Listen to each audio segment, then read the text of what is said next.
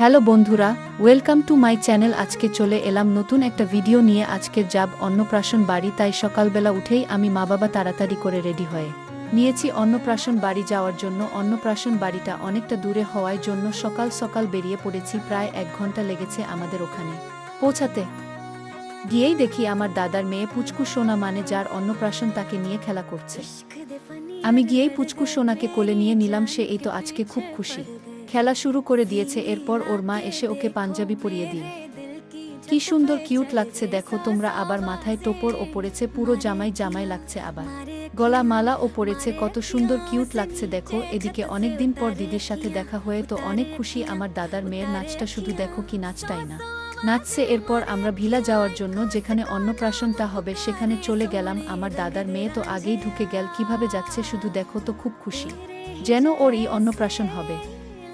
এখানে এই ভিডিওটা শেষ